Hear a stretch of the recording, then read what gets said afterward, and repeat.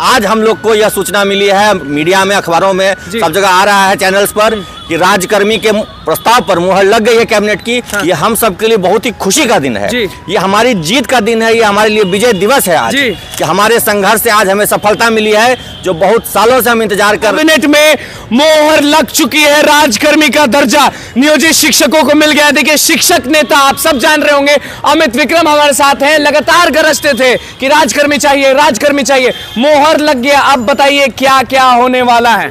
देखिए, राज्यकर्मी का दर्जा हम लोग के चिर परिचित मांग थी और इसके लिए हम लोग लगातार संघर्ष किए। पिछले 6 महीने से मेरा वेतन बंद करके रखा गया। 11 जुलाई को बहुत बड़ा आंदोलन हुआ और उसके बाद हम लोग लगातार आवाज़ उठाते रहते थे और सरकार बीच बीच में घोषणाएं करती थी, लेकिन उसको धरातल पर लागू नहीं किया जाता था। आज हम लोग को यह सूचना मिली है, मीडिया में, अखबारों में, सब जगह आ रहा है, चैनल्स पर, कि राज्यकर्मी के प्रस्ताव पर मुहर लग गई है कैबिनेट की। ये हम सब के लिए बहुत ही खुशी का दिन है, ये हमारी जीत का दिन है, ये हमारे लिए विजय दिवस है आज, कि हमारे संघर्ष से आज हमें सफलता मिली है, जो बहुत सालों से हम इंतजार कर रहे थे। लंबी लड़ाई लड़ी हमने, 2015 में हड़ताल किया, 2020 में हड़ताल किया और 23 में भी हमने लंबा आंदोलन किया, उसके बाद जाके राज्यकर्मी दर्जा मिला है। क्या करना होगा नियोजित शिक्षकों को अब, क्योंकि मोहर लगने के बाद हो सकता है कि कुछ और मांगा जाए, कुछ और करने के लिए बोला जाए? जी, एक क्षमता परीक्षा की बात है, वो अंतिम रूप से जब आ जाएगा फाइनल प्रस्ताव नियमावली शाम तक में, तब वो भी हम लोग देख लेंगे। और हमने कहा था कि अगर परीक्षा का प्रस्ताव आता है तो हम इसका विरोध नहीं करेंगे, परीक्षा का हम स्वागत करते हैं, परीक्षा से हम डरते नहीं हैं। हाँ, राज्यकर्मी के स्वरूप जो सभी सुविधाएं हैं वो मिलनी चाहिए, जो सभी वेतन भत्ते हैं वो मिलने चाहिए।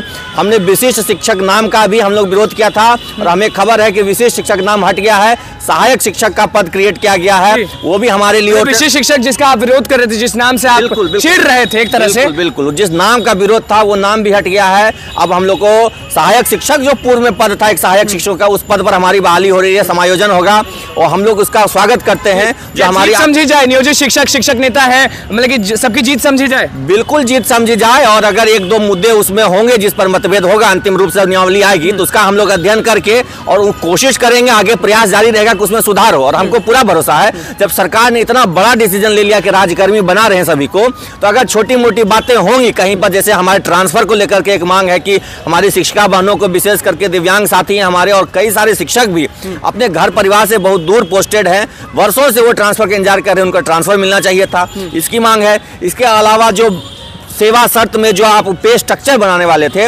उसको लेकर के कुछ बातें हैं, तो हमें उम्मीद है कि वो भी बातें सुलझ गई होंगी और अगर नहीं सुलझी होंगी तो जरूर हमें भरोसा है सरकार पर कि उन मुद्दों को भी, क्योंकि छोटे छोटे मुद्दे हैं, बड़ा मुद्दा तो सॉल्व हो गया, बड़ा मुद्दा सॉल्व हो गया, मानते हैं ना, मोहर लग चुके, अब तो ठंडक मिला होगा। देखिए, ठंडक हम लोग को हमेशा से था और हम लोग कभी इस तरह से नहीं थे कि सरकार पर भरोसा नहीं था। देर हो रही थी इसलिए लोग थोड़े घबरा रहे थे कि क्या होगा नहीं, लेकिन सरकार पर भरोसा था और उसी भरोसे के साथ आज तक हम लोग शांतिपूर्वक ढंग से इंतजार करते थे। एक मामला फंसा, आपको मालूम होगा कि हम क्या सवाल पूछने वाले हैं। टीआरई 2.0 में सारे नियोजित शिक्षक बैठे थे, फॉर्म भरे, अच्छे मार्क्स से पास भी हो गए और इधर राज्यकर्मी का दर्जा, तो ये कंफ्यूजन नहीं हो गया?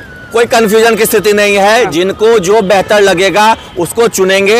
ये सबके पास तो और बेहतर एक कहिए अवसर मिल गया है कि दोनों हाथ में उनके लड्डू है, चाहे वो नियोजित शिक्षक को जो सहायक शिक्षक है वो चुने या विद्यालय अध्यापक चुने।